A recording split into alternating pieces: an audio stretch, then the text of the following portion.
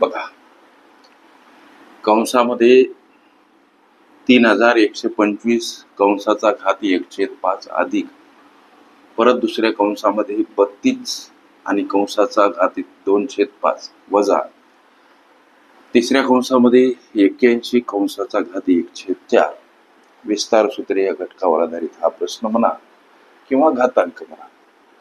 सोडवायचा कसा लेकरांनो? इथं मांडणी लक्षात घ्या. कंसामध्ये 5चा घात 5 करा. आता हा नंतर समोर हा घात मांडा. ही मांडणी लक्षात घ्या. परत या कंसामध्ये 2चा घात 5 म्हणजे 32. इथं 5चा घात 5 म्हणजेच 31-25.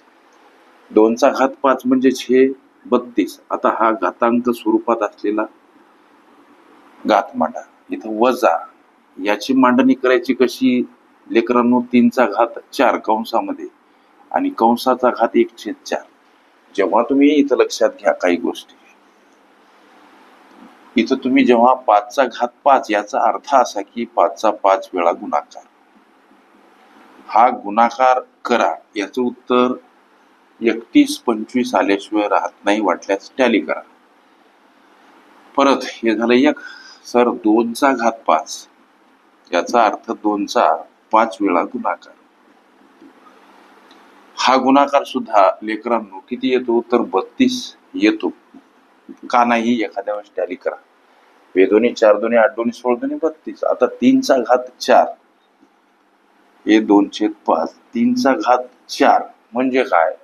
81 येतो का? 3चा घात 4 म्हणजे 3चा 4 वेळा गुणाकार. 3 3 9 9 3 27 3 81.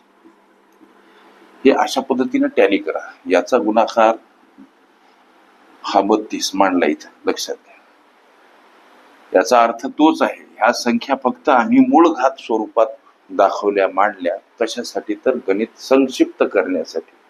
हा काही क्लुप्त्या तुम्ही सुद्धा शिका. आता हे 5चा घात 5 आणि त्याचा घात 1/5 एक सूत्र आम्ही अभ्यासलं इयत्ता 8वी मध्ये विस्तार सूत्रे या प्रकरणामध्ये. जसं की हे सगळं पाठ करा. जसं की कंसामध्ये याचा घात यम असेल आणि त्याचा घात जर यन असेल तर या घाताघातामध्ये गुणाकार होतो. जसं की याचा घात यम यन हा झाला त्याचा विस्तार.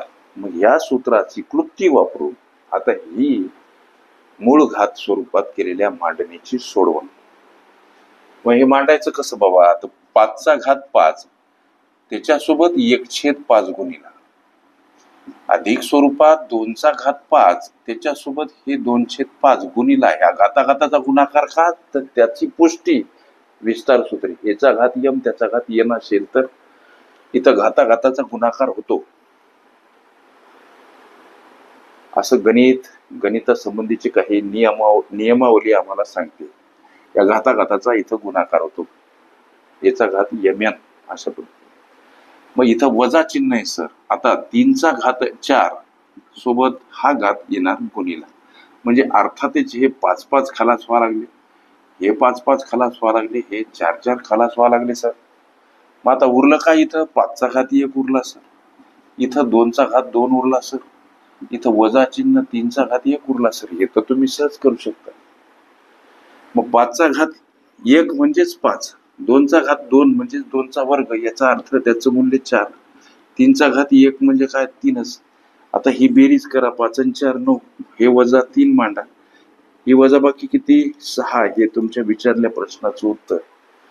गुगलवर कुठलाही प्रश्नातले फक्त 4 शब्द मांडले लेकरांनो की ताबडतोब सापडतो. असंख्य लेकरं प्रश्न विचारतात. त्यामुळे प्रश्न विचारण्या अगोदर वाघ सरांचे हजारो प्रश्न गुगलवर अपलोड आहेत. गेल्या कित्येक वर्षापासून विविध स्पर्धा परीक्षा देणाऱ्या परीक्षार्थ्यांसाठी वाघ सर राबत आहेत, कष्ट आहेत. प्रश्नातील फक्त 4 शब्द गुगलवर टाईप करा. प्रश्न लागलीच हजारो गीत सापडेल. एखाद्या वेळेस नाही सापडला तर तुम्ही एका सेकंदात तुमच्या सेवेसाठी मी तत्पर आहो. हे तुमच्या प्रश्नाचं उत्तर. अशा पद्धतीच्या अनेक संभाव्य अशा प्रश्नांचा सराव करायचा असेल चॅनल अवश्य सबस्क्राईब करा. बेल आयकॉनची घंटी दाबा, जेणेकरून मी वेळोवेळी अपलोड केलेल्या संभाव्य अशा प्रश्नांचं नोटिफिकेशन तात्काळ तुम्हाला प्राप्त होईल. गोरगरीब लेकरांच्या हितार्थ त्यांच्या यशाच्या तळमळीनं वागसर राबत असतात, कष्टत असतात. लेकरांनो, माझा कॉम्पिटेटिव्ह एक्झाम ग्रुप आहे, ज्यामध्ये महाराष्ट्रभरातील तमाम जिल्ह्यातील मुलं मुली आहेत.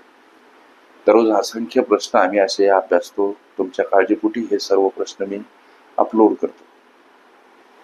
ग्रुपमध्ये सामील व्हा. फायदे: दररोज असंख्य प्रश्न अभ्यासता येतील. दररोजच्या सरावामुळे गणिताची भीती पळून जाईल, तुमचा आत्मविश्वास वाढेल आणि तुम्ही सहज यशाचे हकदार बनाल. हा विश्वास, हे वचन तुम्हाला देतो. कॉम्पिटेटिव्ह एक्झाम ग्रुपची ही सेवा जवळजवळ निःशुल्क आहे, असं म्हणणं अजिबात वावगं ठरणार नाही.